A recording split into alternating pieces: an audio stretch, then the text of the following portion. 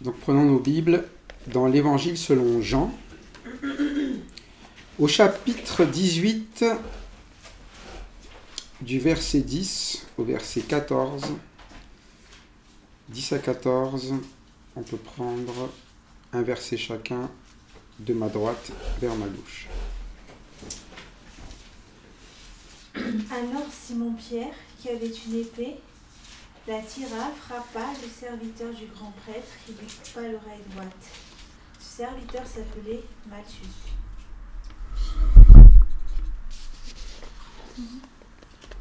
Jésus dit à Pierre, remets ton épée dans son fourreau. Ne boirai-je pas la coupe que le Père m'a donné à boire? Encore, le tribun et les huissiers des Juifs se saisirent alors de Jésus et le lièrent.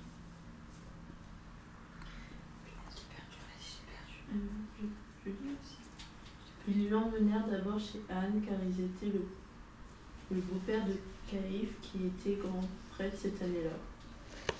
Or Caïphe était celui qui avait donné ce conseil aux Juifs, il vaut mieux qu'un seul homme meure pour le peuple. Okay. Donc on est dans ce passage où, vous vous rappelez la dernière fois, c'est Judas qui conduit la cohorte. Judas donc qui est traître. Un traître, le principe, c'est que il était votre ami, il a mangé à votre table, il a partagé des choses pas avec vous dans votre vie, et il vous a trahi dans le sens où au lieu de vous suivre, de vous accompagner, de vous soutenir, c'est pas simplement qu'il vous a abandonné, mais il est plutôt passé du côté de ceux qui voulaient vous faire périr ou vous détruire. Connaissant les raisons en plus, puisque les raisons étaient tout simplement que la parole, il ne le supportait pas, Judas a fait les choses de manière délibérée parce qu'au final, on comprend que lui non plus, cette parole, pendant toutes ces années, il ne l'a jamais vraiment pris pour lui. C'est important de le comprendre que ce n'est pas celui qui est présent avec les autres qui est au Seigneur. Être au Seigneur, c'est simplement croire et accepter la parole du Seigneur. Ça ne veut pas dire que si vous acceptez la parole du Seigneur, vous êtes des personnes parfaites non plus. Ça ne veut pas dire qu'il ne vous arrivera jamais de faire des choses qui sont contraires à la parole du Seigneur. Mais lorsque le Seigneur parle, eh bien, vous n'êtes pas un traître, vous n'allez pas vous opposer. Vous allez accepter. Et c'est un petit peu ici ce qui arrive à Simon-Pierre. Simon, est-ce qu'il savait ce qui devait arriver au Seigneur? Est-ce que le Seigneur lui a déjà dit ce qui devait lui arriver? Il le savait. Hein? Mais quand la situation vient, la réaction de Pierre, est-ce qu'une fois, le Seigneur lui a enseigné à prendre l'épée pour se battre? Jamais il a eu cet enseignement. Bien au contraire, vous connaissez l'enseignement du Seigneur, ce n'est pas dans l'Évangile selon Jean, mais on le retrouve ailleurs. Si on te frappe sur une joue, tu tends l'autre. Et si tu as un ennemi, ce que le Seigneur t'appelle à faire, c'est de l'aimer. Et est-ce que le Seigneur a aimé le traître? Alors qu'il savait déjà que c'était un traître. Est-ce que le Seigneur a frappé une seule fois Judas? Est-ce qu'il lui a tendu un piège? Bien au contraire, il l'a même averti, Judas. C'est-à-dire qu'il a même voulu le sortir de son propre piège. Mais ici, on voit un Simon étonnamment qui a sur lui quelque chose et qui ne l'a jamais lâché. Il a quoi sur lui qui ne fait pas du tout partie des choses que le Seigneur demande d'avoir déjà. Il a une épée. L'épée, en fait, c'est pas une épée de Moyen-Âge, hein, c'est un grand couteau. C'est les épées romaines. Vous savez, ils n'ont pas des grandes épées, ils ont des épées qui sont des épées assez courtes. Après, il y a des grandes épées qui existent, mais c'est une petite épée, mais c'est une épée qui sert pour beaucoup de choses. Ça peut servir pour découper de la viande, pour la chasse, mais ici, quand Pierre il l'a, il pense à autre chose. Il pense à quoi? il tira l'épée. Il y a un mot qui est utilisé ici, un mot qui n'est jamais associé avec le Seigneur. Il frappa. Une frappe, c'est un coup. Un coup, ça a pour but de tuer. Le Seigneur n'a jamais frappé une personne. Est-ce qu'il aurait pu? Dans sa nature, non. Dans sa force, oui. Et c'est un peu ça, c'est que Pierre ici, il est différent de Judas, mais il fait quelque chose qui est quand même contraire à la parole de Dieu. Et parfois dans notre vie, il y a des choses qui peuvent arriver où notre vie n'est pas conforme à la parole de Dieu. Parce qu'il y a des choses que nous avons sur nous, il y a des choses que nous possédons, nous ne pensons pas les utiliser comme le Seigneur le veut, mais nous pensons les utiliser selon ce que nous pensons juste de faire. C'est un simple couteau. Hein. Le problème, ce n'était pas vraiment le couteau. Il aurait pu l'utiliser pour aller à la chasse ou pour faire plein de choses. Et parfois, nous avons des choses dans notre vie. Nous avons le temps, nous avons les moyens, nous avons notre voiture, nous avons notre bouche, nous avons plein de choses. Et le Seigneur, tout ce que nous avons, il nous demande de l'utiliser. Le problème n'était pas le couteau. Nous disons souvent, « Ah, c'est pour ça que je vous ai posé la question, il avait quoi sur lui ?» Il dit, il avait le couteau. C'est pas bien d'avoir un couteau. Non, ce n'était pas ça le problème. Est-ce que vous pensez que le Seigneur, ça fait pas longtemps qu'il a vu qu'il avait un couteau sur lui? C'est pas un couteau, c'est un grand couteau. Ça se voit. Le Seigneur ne lui a pas dit, il ne faut pas que tu aies ça. Ça sert à quelque chose, mais pas à frapper. Et dans votre vie, ce que vous avez, la question, c'est pas qu'est-ce que vous avez, la question, c'est pourquoi vous l'avez. Et quand vient le moment, comment vous allez l'utiliser?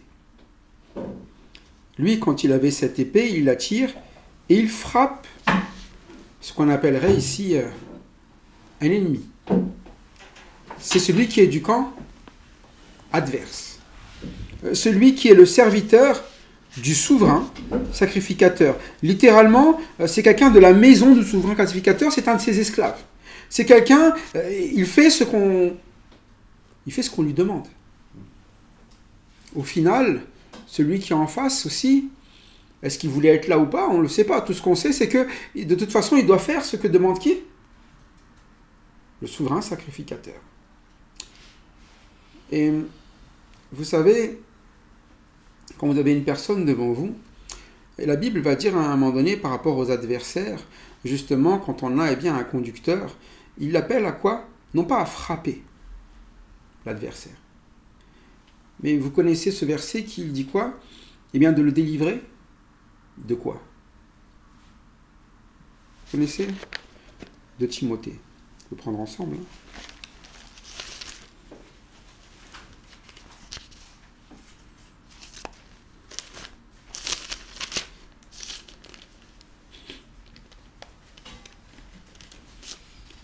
Prenez avec moi 2 Timothée chapitre 2, verset 24 jusqu'au verset 26. Quelqu'un peut le lire? Bernard, peut-être. Or, il ne faut pas qu'un serviteur du Seigneur ait des conflits. Il doit au contraire être plein de bienveillance envers tous, capable d'enseigner et de supporter l'opposition. Il doit corriger avec douceur les adversaires. Peut-être Dieu leur donnera-t-il de changer d'attitude pour connaître la vérité. Revenus à leur bon sens, ils se dégageront alors des pièges du diable qui s'est emparé d'eux pour les soumettre à sa volonté. C'est étonnante, hein? Il est en train de dire que l'adversaire, c'est un peu un esclave, non? Il ne fait pas ce qu'il veut, il fait ce que veut qui? C'est un peu comme ce serviteur. Il vient, mais lui, c'est pas le diable, il est là pour servir le souverain sacrificateur. Et c'est vrai que nous, dans notre réflexe, qui est-ce qu'on frappe? On frappe celui qui est devant nous. Mais celui qui est devant nous, ce passage nous enseigne à quoi? Il ne s'agit pas de le frapper, il y a un autre terme. Il faut le... Verset 25. Il doit le... C'est toi que tu as le mot, tu as le mot relevé? Corriger. Corriger. C'est corriger, hein? Redresser. C'est pour ça qu'on parle avant, qui doit être propre à enseigner. C'est-à-dire que l'enseignement doit pousser la personne à quoi? À changer d'attitude. Qu'il revienne à son bon sens. Quand vous avez quelqu'un devant vous, vous savez que quelque chose ne va pas, votre but, ce n'est pas de le frapper. Votre but, c'est de le redresser. Et quand vous amenez la parole, c'est pour ça qu'il ne s'agit pas de prendre un bâton et de taper dessus. Il s'agit de lui donner l'occasion de... Qu'est-ce qu'il dit? Dans l'espérance que Dieu leur donnera quoi? Dans quoi? Dieu leur donnera quoi? Vous avez dans le... C'est un mot important. Ça va changer d'attitude? L'espérance. Changer d'attitude. Changer d'attitude. Ça veut dire aussi, la repentance, hein, ça veut dire aussi que vous ne pouvez pas le laisser là avec la même attitude. Vous ne devez pas vous contenter, c'est pas grave ce qu'il fait. Par contre, la façon de le faire, c'est avec douceur. Et quand vous le voyez, il n'y a qu'un seul moyen. C'est la parole de Dieu qui va amener à la personne à changer d'attitude. Et c'est un petit peu cela. Pierre, il n'a pas compris ça. Pierre, lui, il pense que celui qui est devant lui, c'est un ennemi qu'il faut abattre. Pourtant, vous savez que c'est un homme qui sera appelé, non pas à abattre des gens à la base, mais pourquoi est-ce que le Seigneur l'a formé? Pécheur d'homme. C'est-à-dire ceux qui sont abattus, plutôt de les relever. Mais le souci de Pierre, c'est parce qu'il agit avec ce qu'il a, sans réfléchir à ce que Jésus voulait. Est-ce que Jésus lui a dit de sortir l'épée? Jamais. Il a commencé à faire même sans écouter. Et le problème, c'est cela. Si on veut être comme Pierre, une personne qui va conduire d'autres personnes, mais qu'on n'écoute pas le Seigneur, on ne saura faire qu'une chose. Prendre l'épée et frapper. Frapper. La dernière fois, on a vu que le Seigneur n'a frappé personne. Ni Judas, ni que ce soit. Bien au contraire. Il s'est laissé, pour ceux qui sont derrière lui, il s'est laissé frapper. Il est venu devant. Et laissez-le. Ne les frappez pas. Si vous voulez frapper quelqu'un, si vous cherchez quelqu'un à frapper, à condamner, qui est-ce qui s'est mis devant? C'est lui. Et c'est ce qu'on appelle un berger. Et ici, on voit que Pierre n'a pas encore compris ce que c'est qu'un berger. Le vrai berger, c'est Jésus, mais il va falloir que Pierre apprenne. Parce que derrière, quand le Seigneur va partir, il a prié pour que Pierre puisse quoi? Comme les autres, être envoyé dans le monde pour ramener la parole dans le monde. Mais on ne ramène pas la parole pour détruire les autres, on ramène la parole pour... Et c'est ça qui est parfois incompréhensible lorsque nous voulons ramener une parole et nous disons, voilà, moi je veux dire la vérité. Mais la réalité, qu'est-ce qu'on fait? On frappe pour abattre. Et si la personne est de plus en plus écrasée, on se sent de plus en plus gagnant. Mais quand la personne refuse la parole, on ne peut jamais être content. Quand la parole, une personne commence à la rejeter, commence à devenir en colère, commence à ne plus vouloir l'écouter, commence à s'éloigner, il n'y a pas de quoi être content. Au contraire, nous ramenons la parole plutôt pour dire à la personne, change d'attitude, accepte simplement la volonté de Dieu. Et la volonté de Dieu, c'était quoi? Certainement pas de couper l'oreille à Malchus. Il n'y a que dans Jean qu'on connaît le nom de cette personne. Étonnamment, Jean s'est souvenu de cette personne. Un simple serviteur, un simple esclave, pourquoi on le retient? Parce que ce qui a été fait était grave pour lui. Et ce qui a été fait, pour Jean, c'est l'image de Pierre aussi, il se souvient, mais pas que de Pierre, aussi des hommes pleins de violence, qui aujourd'hui, pourtant, vous savez, ceux qui écrivent, là, ce sont des personnes qui donnent maintenant leur vie pour ces ennemis-là. Et vous voyez quand même que Pierre a beau faire des choses qui sont contraires à la volonté du Seigneur, lorsque le Seigneur parle, à chaque fois, on n'entend pas un Pierre qui s'oppose. On entend juste la dernière chose, la dernière phrase. Le dernier mot est pour qui? Dans la vie de Pierre, au verset 11, le dernier mot est pour qui? Jésus. Avant même de lire, c'est important de le comprendre. celui qui doit avoir le dernier mot dans notre vie. On peut se tromper. On peut faire des choses qui sont correctes. Mais la parole, elle est là pour avoir toujours le dernier mot. Le dernier mot, c'est donc c'est ça qu'il fallait faire. C'est ça qu'il fallait vivre. C'est donc ça. Mais imaginons que Pierre... Oui, mais... Vous connaissez cette phrase, hein? Oui, mais... Et parfois, nous ne laissons pas le dernier mot au Seigneur. Nous avons besoin de rajouter un oui, mais... Mais le Seigneur, il va lui dire une chose. Remets ton épée dans le fourreau. Qui est-ce qui est en train d'être corrigé, d'être redressé, là? C'est pas les ennemis en face, hein.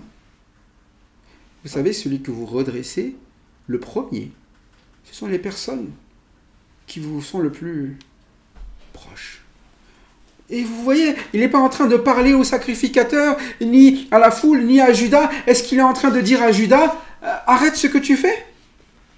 Bon, il ne dit plus rien à Judas. Judas, il n'y a plus rien à dire. Il a déjà rejeté. Mais Pierre, on sait que c'est quelqu'un qui... On peut avoir le dernier mot, la parole. Vous ne jetez pas, eh bien, la parole à des pourceaux, les choses précieuses de pourceaux. Vous savez qu'avec Pierre, quand vous lui donnez, c'est quelqu'un qui va écouter. Mais vous voyez, la personne que l'on peut redresser, c'est la personne qui est proche. C'est pour ça que vous ne étonnez pas que généralement, eh bien, si les premières personnes, si je suis à Métanoïa, que je peux reprendre de manière la plus directe, à votre avis, quelle est la personne que je peux reprendre de la manière la plus directe à Métanoïa? C'est ma fille, non? Si j'hésite avec ma fille et que je reprends tout le monde, je vais dire, mais vous avez même, si vous ne me connaissez pas, vous allez croire que c'est pas ma fille. Mais parfois, quand je vais lui parler par rapport aux autres, vous allez savoir tout de suite, même si on ne se ressemble pas, ils doivent être un peu plus proches quand même. Et parfois, c'est ça. Et il y a des personnes, eh bien, qui sont proches, les personnes, vous savez, qui ont l'habitude d'être à l'écoute, vous allez pouvoir lui dire une chose simple, remets ton épée dans le fourreau, quoi. Tu n'avais pas à le sortir. Maintenant, il n'a pas dit jette-le, hein. Le problème, c'est pas le fourreau ni l'épée, hein. Il n'a pas dit jette-le, il a dit juste remets-le dans le fourreau. Ça ne sert pas à ça. Et c'est ça, eh bien, quand vous avez des personnes que vous aimez, vous ne voulez pas qu'ils utilisent mal les choses qu'ils ont dans leur vie. Et vous leur dites juste, c'est pas ça qu'il faut faire. Et ça s'arrête là. Et il lui explique pourquoi. C'est ça qui est bien aussi. Et non seulement il lui dit quoi faire, mais il lui dit c'est pourquoi. Et c'est pour ça que quand vous avez quelqu'un eh bien, à côté de vous, et que vous formez, ou que vous aimez, ou quoi que ce soit, vous lui dites quelque chose, mais vous lui expliquez aussi la raison. Parce que sinon, il risque de le recommencer parce qu'il ne comprend pas pourquoi. Imaginons qu'il ne lui explique pas ce qu'il y a derrière, il va dire « Ok, je comprends, je le remets, la prochaine fois on reviendra avec plus de personnes. C'est certainement parce que moi tout seul je vais perdre, mais si on ramène plus de monde, on va pouvoir battre la corde, on va ramener, et là on fait une armée, et on fait une croisade, et on débarque. » Parfois c'est notre réflexion. T'inquiète pas, on va te sortir de là. Nous, c'est ce que l'on aurait pensé. Hein. Si on ne connaissait pas l'histoire, la première chose auquel penser, eh bien, lorsqu'il y a une injustice, quelqu'un est mis en prison, et là, il est dans un vie, on va le sortir de là. Mais le Seigneur, il va tout de suite l'arrêter. Il va lui dire une chose simple, un rappel même. Il dit, ne boirai-je pas la coupe que le Père m'a donnée à boire? Il ne s'agit pas non plus de vivre mal, pour le plaisir de vivre le mal, de vivre les peines pour vivre le peine, de dire, bon, ben écoute, s'il t'arrive un problème, ben, c'est bien, tant pis pour toi. Mais le Seigneur précise une chose, ne boirai-je pas la coupe que le Père m'a donnée à boire? Ça veut dire une chose d'abord, quand vous avez quelque chose à vivre, soyez sûr que le Seigneur vous mettra au courant de ce que vous avez à vivre ou à traverser. Bref, on ne va pas dire qu'il va vous dire pied sur pied aujourd'hui ce que vous allez faire, mais vous savez où est-ce que vous devriez être.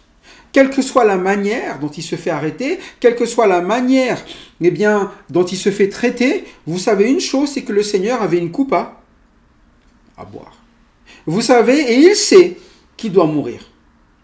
Et il a annoncé, il doit mourir. Et de la part des sacrificateurs, c'était annoncé. Mais peut-être, nous, dans notre vie, nous avons des choses que nous devons vivre dans notre vie, selon ce que Dieu nous demande, la parole nous demande, selon qui nous sommes, où nous sommes, supporter les uns les autres, aimer les uns les autres. Et là, il a demandé tout à l'heure, on a vu, eh bien, celui qui est pasteur, de quoi? De redresser avec douceur, en espérant que la personne vienne à la repentance. Le but, c'est de dégager des pièges du diable. Et parfois, lorsque quelqu'un nous fait du mal, notre dernière envie, c'est qu'elle se dégage d'un piège. Bien souvent même, on est les premiers à leur tendre des pièges. Mais est-ce que la parole est claire sur ce sujet? Est-ce que le chrétien est censé tendre un piège? Est-ce qu'une fois, il doit aimer qui? Et les ennemis alors? Aussi. En tant que chrétien même. Mais alors, celui qui enseigne, qui que ce soit la personne qui est là, tant qu'elle est là, il faut la dégager des pièges du diable. Mais si comme Judas, il décide de quitter et de trahir, nous sommes plus sous... c'est plus notre responsabilité. Judas s'est placé sous la responsabilité de qui maintenant? Diable. Oui, du diable, déjà parce que le diable, mais physiquement, il y a aussi un côté de... C'est pour sacrificateur. Ah oui. À partir de ce moment-là, maintenant, son maître, c'est ce sacrificateur, le même qui a envoyé Malchus, le même qu'on ne trouve pas là, mais qui est où? Il n'est pas venu, lui. Il y avait qui, là? Il y avait la cohorte, le tribun, les huissiers des Juifs. Il y avait Judas. Il y avait les principaux sacrificateurs, les pharisiens, mais ce souverain sacrificateur qui a envoyé tout le monde, il n'est pas là, lui. Donc il envoie les autres. Et c'est les autres qui risquent leur peau. Il y en a un qui a perdu l'oreille, c'est le douloureux. Ça, c'est la façon de faire du souverain sacrificateur. Alors que le Seigneur, sa façon de faire, c'est qui est parti devant?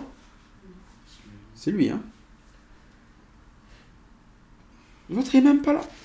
Et c'est ça qu'il enseigne à Pierre. Déjà, range ton fourreau et moi, je vais faire quelque chose pour vous. Je vais boire cette coupe que le Père m'a donnée à boire. Pour qui est-ce qu'il fait ça?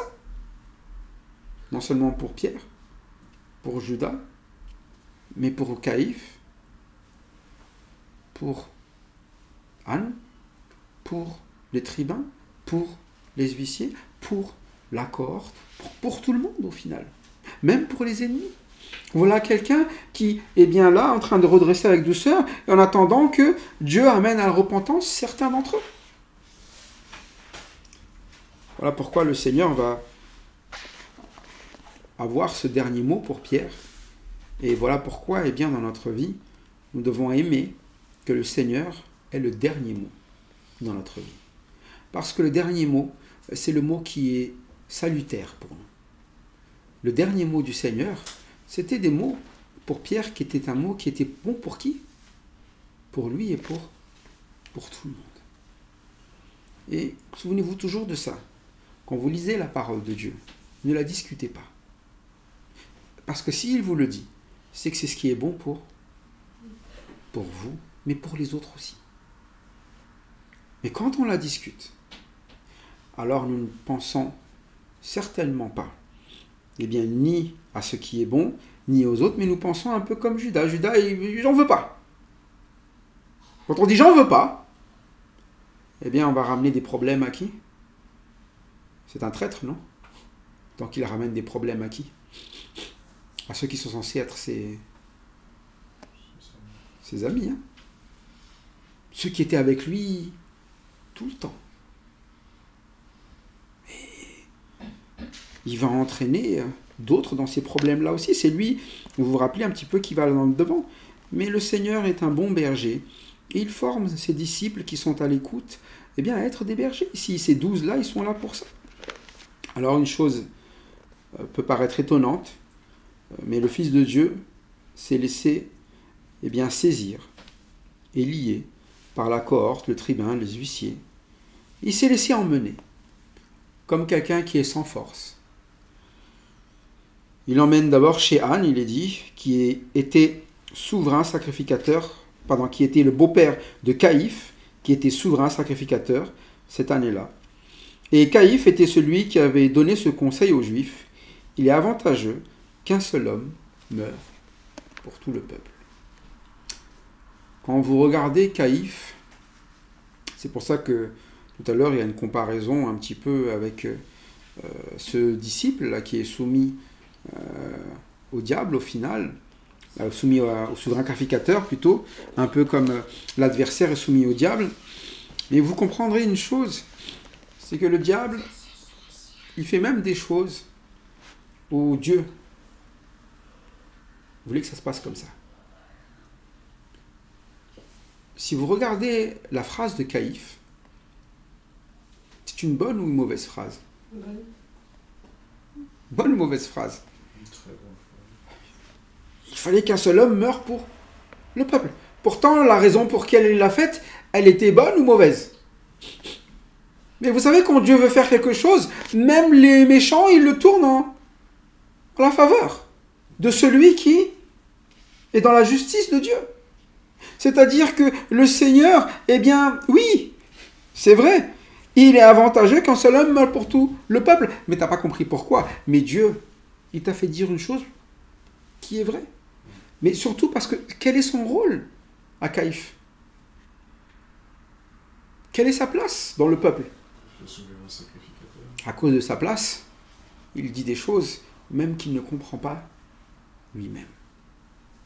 C'est pour ça que vous savez, c'est pas parce que quelqu'un a une fonction que ça le rend plus spirituel. Par contre, le Seigneur est capable de quoi? D'utiliser cette fonction même pour quelque chose de bon. Et vous voyez que Jésus, il n'intervient pas. Il n'est pas en train de dire tu es un imposteur, il ne se bat même pas contre lui. Il va dire tu es quelqu'un. Non. Il se laisse saisir et emmener là-bas. Et il accepte même de se soumettre à la situation. Mais pourquoi? Eh bien, si Caïphe a dit cette phrase, ça prouve bien une chose, c'est qu'il y en a un qui est au-dessus de tout ça. Et que c'est dans le plan même du Père. À qui est-ce que Jésus fait confiance? Père. À celui qui a fait le plan. Père. Mais c'est vrai pour nous aussi. Pourquoi on laisse Jésus avoir le dernier mot? On fait confiance à celui qui fait le plan. On fait confiance que même si je ne sais pas pourquoi, si je range ce fourreau, ça va changer quelque chose. Si je range ce fourreau, ça veut dire qu'on a perdu. Si tu es saisi, ça veut dire que tout est fini. Nous, dans notre logique, c'est ce que l'on voit chaque jour. Et on se dit, il faut que je fasse quelque chose. Mais il y en a un qui a un plan. Et le plan est déjà pas en cours de réflexion. Hein. Le plan est déjà fait. La vraie question, c'est est-ce que je fais confiance au plan? Ou est-ce que je vais me sauver parce que je pense que l'argent fait mon bonheur? Et je ne fais pas confiance à autre chose. Et c'est ce qui s'est passé avec Judas. Il n'a pas fait confiance au berger. Il a fait confiance à là où ça rapportait. Alors, c'est ça une question un petit peu qui est importante pour nous. Est-ce que nous laissons le Seigneur avoir le dernier mot? Est-ce que nous avons confiance au berger? Est-ce que nous avons confiance comme au final, le Fils a fait confiance au Père, nous faisons confiance au Fils, c'est comme ça qu'on fait confiance nous-mêmes au Père. On fait confiance que les paroles du Seigneur sont les bonnes pour nous. On fait confiance que même si l'adversaire est là, il a l'impression de remporter la victoire, même s'il dit des choses qui ont l'air terribles, parfois c'est des choses, ok, si c'est ce que tu veux dire de moi. Oui, parfois, vous savez, ça vous est déjà arrivé de subir ou d'être acteur pour parler comment dirais-je le terme? C'est pas médire, c'est calomnier quelqu'un. Vous savez ce que c'est calomnier quelqu'un? Vous dites des choses fausses. Souvent, quand vous entendez ça, vous avez envie d'aller dire à tout le monde que c'est pas vrai. C'est pas vrai. Vous essayez, et vous allez contrer, c'est pas vrai, c'est pas vrai. Et puis là, vous allez essayer de prouver à tout le monde que que c'est pas vrai. Est-ce que vous avez le Seigneur qui a essayé de prouver quelque chose? Non. Vous savez pourquoi? Parce que son problème n'était pas ce qu'allaient dire les gens. Le problème, c'est est-ce que je ne dois pas faire ce que Dieu m'a dit? Dieu m'a dit, le Père m'a dit quoi? Il m'a donné de boire de la coupe. Le reste, c'est entre ses mains. Ce qu'il ne me demande pas de faire, que je ne commence pas à sortir l'épée, que je ne commence pas à chercher un moyen de justifier quoi que ce soit, que je ne cherche pas, etc., que je ne veux pas qui a tort, qui a raison. Parfois, c'est ça. Hein. Nous, c'est qui a tort, qui a raison, et c'est celui qui a gagné, c'est celui qui a prouvé qu'il avait... Non. Celui qui a gagné, c'est celui qui met en pratique la parole de Dieu.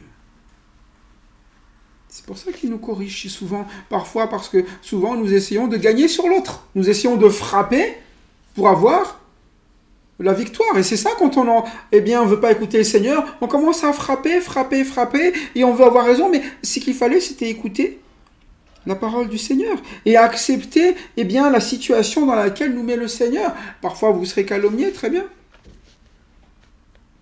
De toute façon, comment vous faites pour que les gens sachent que quelque chose est faux?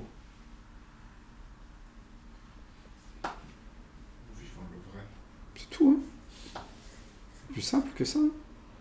Même si vous allez discuter pendant des heures, peut-être qu'il va dire « Ah oui. » Mais dans sa tête, il va toujours se dire « Peut-être quand même que... » Mais quand les gens disent « Oui, tu sais, machin, il est comme ceci, comme cela, et puis que vous voyez, je ne vois pas du tout de quoi il parle.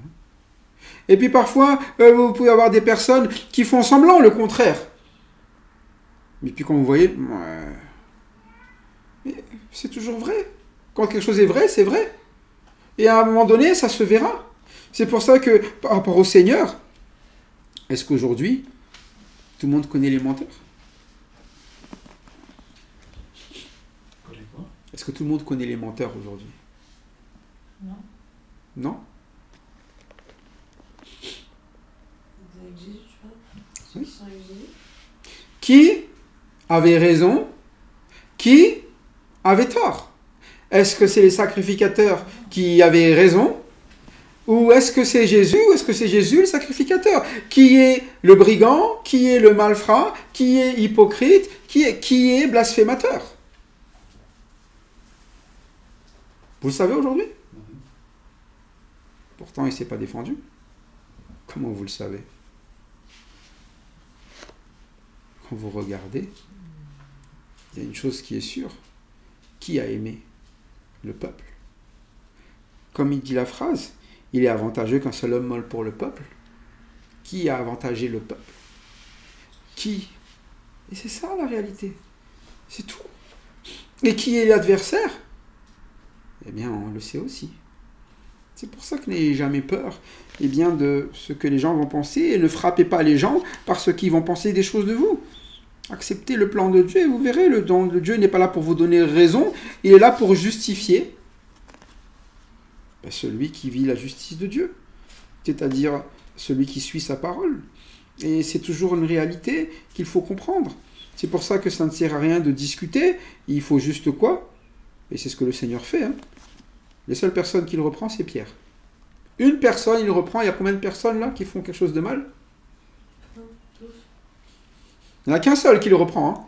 Tous, ils font quelque chose de mal, mais il n'y en a qu'un seul. Pourquoi lui? Il est plus proche. Parce que c'est son proche. C'est son disciple. Toujours là. Il a beau faire des bêtises, il est toujours à l'écoute. Peu importe. Et alors que les autres, ça ne sert à rien. C'est pour ça que je vous dis une chose. Les ennemis ont déjà leur condamnation. C'est pour ça qu'on veut les délivrer. Le but, c'est pas de les laisser croupir dans les pièges du diable. Mais la seule façon de les délivrer, c'est quoi? C'est pour ça que le Seigneur ne parle plus. Hein. Le seul moyen qu'il les sortir de là, c'était qu'une seule chose. Hein. C'est tout. Et comme ils ont rejeté la parole, est-ce qu'il y avait encore un autre moyen? Donc c'est ça le souci. Que nous soyons donc des disciples, acceptant d'être repris par le Seigneur, acceptant de ranger l'épée, mais ne frappons pas.